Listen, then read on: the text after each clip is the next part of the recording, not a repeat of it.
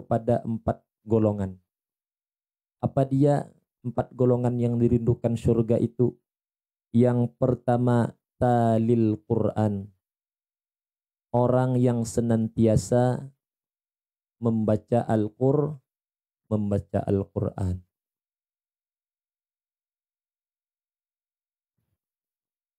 Ya, orang yang senantiasa membaca Al-Quran itu adalah salah satu orang yang dirindukan oleh surga.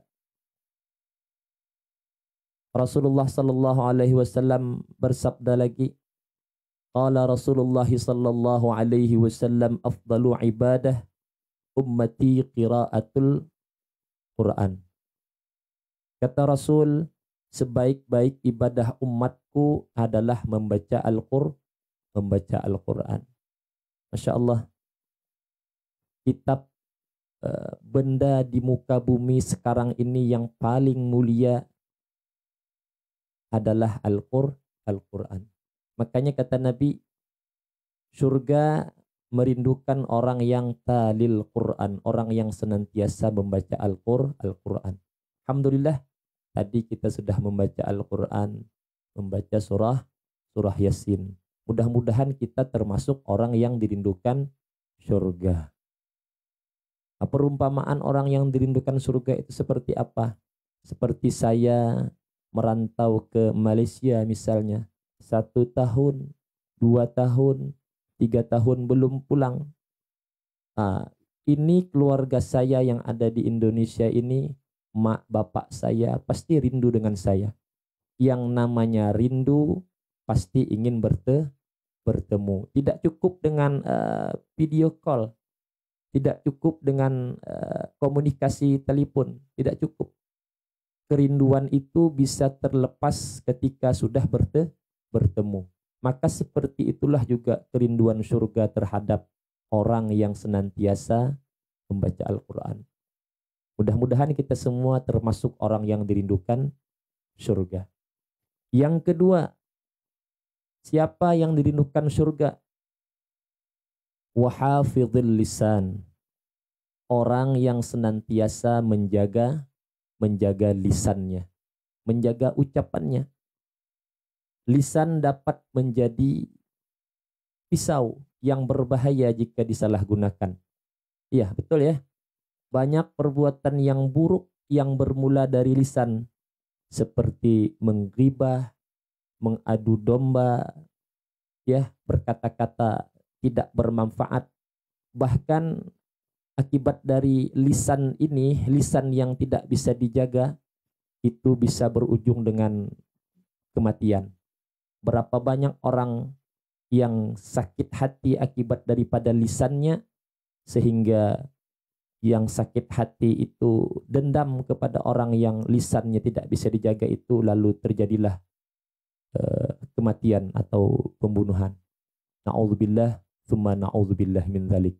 Makanya kata Nabi, orang yang dirindukan surga itu salah satunya adalah orang yang menjaga lisannya.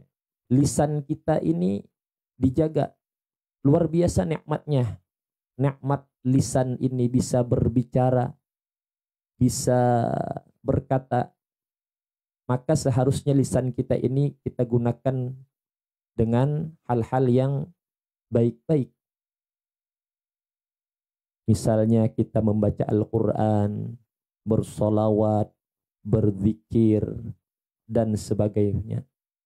Maka jikalau kita dapat menjaga lisan kita, maka kita adalah termasuk golongan orang yang dirindukan surga. Amin ya rabbal alamin. Yang ketiga, apa dia yang dirindukan surga itu? Wa mut'imil ji'an. Orang yang memberi makan orang yang lapar. Luar biasa ya. Salah satu pendidikan yang kita rasakan di bulan suci Ramadan ini adalah berpuasa, menahan lapar. Akan tetapi laparnya kita orang berpuasa berbeda dengan laparnya orang yang miskin, orang yang fakir.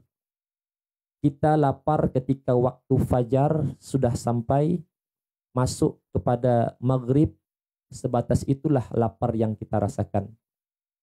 Habis itu kita kenyang, berbuka, makan, kenyang, ada batasannya.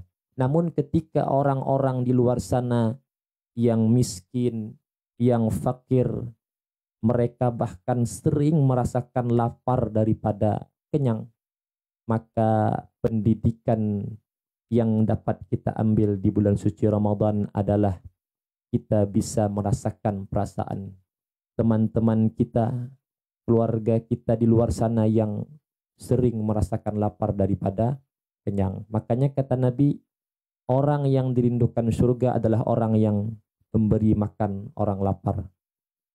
Mudah-mudahan di momentum bulan suci Ramadan ini kita manfaatkan untuk memperbanyak sedekah kepada orang-orang yang berhak menerima sedekah tersebut. Mudah-mudahan kita semua tergolong orang yang dirindukan oleh surga. Amin ya rabbal alamin. Yang terakhir, yang keempat, siapa yang dirindukan surga? Wasaimin fi syahri Ramadan, yaitu orang yang berpuasa di bulan suci Ramadan.